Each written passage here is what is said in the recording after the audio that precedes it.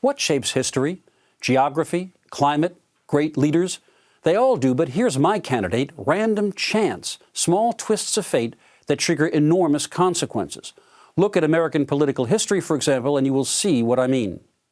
On February 15, 1933, an anarchist named Giuseppe Zangara arrived a few minutes late at Miami's Bayfront Park, which meant he had an obstructed view of a speaker's platform, which meant his shot fatally wounded visiting Chicago Mayor Anton Cermak, instead of another vacationer, President-elect Franklin Roosevelt. But for that minor delay, there would have been no FDR to lead America through Depression and World War. That near miss is well known to history, but consider another, all but totally forgotten.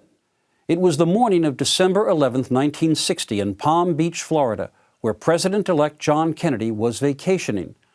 Outside his oceanfront home, sitting in a parked car, was Richard Pavlik, holding a switch connected to 7 sticks of dynamite. But because Jacqueline Kennedy came to the door, Pavlik decided not to kill Kennedy in front of his family. He was arrested 4 days later. And had Jacqueline Kennedy not come to the door, we were, said the Secret Service chief, seconds away from a history without a President Kennedy. The President's car is now turning onto Elm Street, and it will be only a matter of minutes before he arrives at the trademark.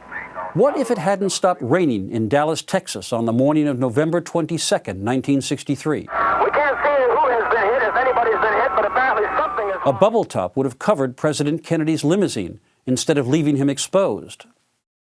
Thanks to all of you, and now it's on to Chicago, and let's win there. Thank you very much. What if Robert Kennedy had not been sent unprotected into that Los Angeles hotel kitchen in 1968, just after winning the California primary?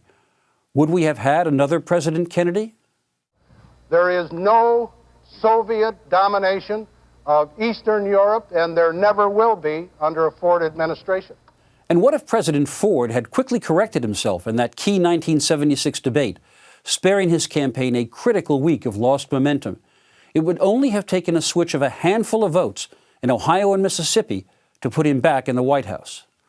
You can probably think up other examples: a better choice of makeup for Richard Nixon in his first Kennedy debate, a different ballot design in Palm Beach, Florida in 2000. And that is the point, crucial in understanding how the world turns. Again and again, it turns on a dime.